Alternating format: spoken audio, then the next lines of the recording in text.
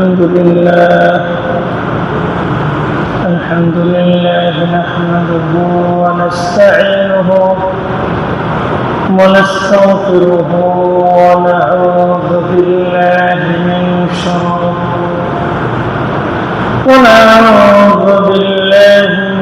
شرور أنفسنا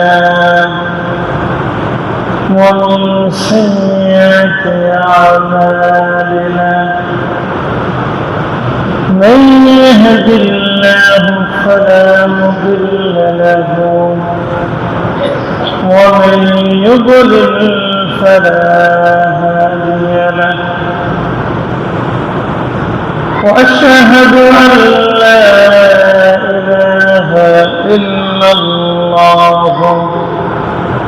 وحده لا شريك له وأشهد أن سيدنا ومولانا محمدا عبده ورسوله أو كما قال عليه الصلاة والسلام فأعوذ بالله من الشيطان الرجيم بسم الله الرحمن الرحيم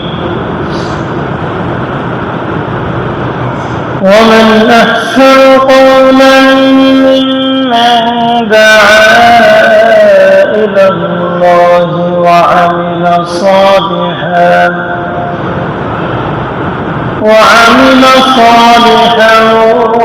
وقال إنني من المسلمين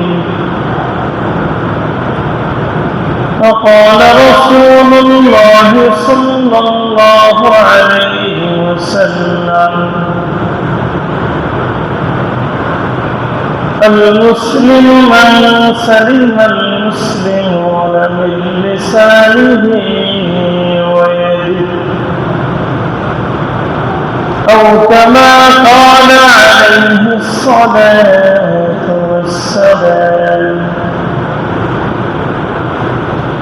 سبحانك لا علم لنا إلا ما علمتنا إنك أنت العليم الحكيم الحمد لله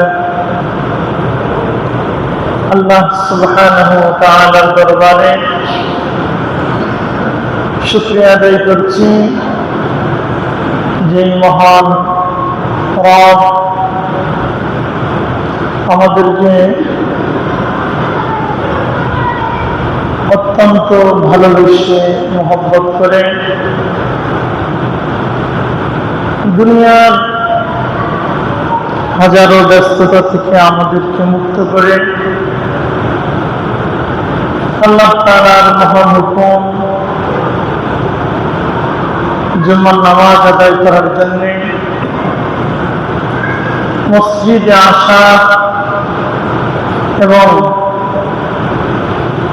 নামাজের অপেক্ষায় বসে থেকে কোরআন সুন্নাহের আলোকে কিছু কথা বলা এবং শোনার তৌফিক দান করেছেন। এই জন্য আল্লাহ পাক রব্বুল আলামিনের দরবারে আমরা সকলেই শুকরিয়া আদায় করছি আলহামদুলিল্লাহ। প্রিয় ভাইরা আমার, আল্লাহ পাক রব্বুল আলামিন পৃথিবীতে যত মাখলুক তৈরি করেছেন সব মাখলুকের মধ্যে আল্লাহ তাআলা সবচেয়ে সুন্দর করে মানুষকে তৈরি করেছেন। যত সুন্দর করে তিনি মানুষ বানিয়েছেন এত সুন্দর করে তিনি আর কাউকে বানান নাই। আল্লাহ তাআলা পবিত্র কোরআনুল কারীমের মধ্যে বলেন, লাকাদ খালাকনাল ইনসানা ফি আহসানি তাকওয়িম, মানুষকে আমি সবচেয়ে সুন্দর করে বানিয়েছি, এত সুন্দর করে আমি আর কাউকে বানাইনি। সুবহানাল্লাহ।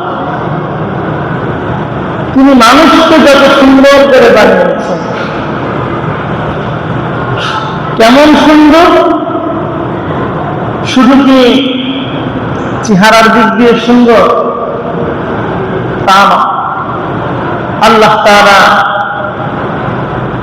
মানুষকে বানিয়েছেন যেমন তার চেহারার দিক দিয়ে সে সুন্দর, তার সৃষ্টিগত কৌশলের দিক দিয়ে সে সুন্দর, বিবেক বুদ্ধির দিক দিয়ে সে সুন্দর, সম্মানের দিক দিয়ে সে সুন্দর। প্রত্যেকটি জায়গায় মানুষকে শ্রেষ্ঠত্ব দেওয়া হয়েছে। সুবহানাল্লাহ। আল্লাহ তাআলা বলেন, ওয়ালাকাদ কাররামনা বনি আদম, ওয়ালাকাদ কাররামনা বনি আদম, বনি আদমকে আমি সম্মানিত করেছি। সুবহানাল্লাহ। আল্লাহ তাআলা যত মাখলুক পাঠিয়েছেন, কোন মাখলুককে আল্লাহ তাআলা নবুয়তি দেন নাই। নবুয়তি দিয়েছেন আল্লাহ তাআলা মানুষ জাতির ভিতর থেকে, ঠিক কিনা?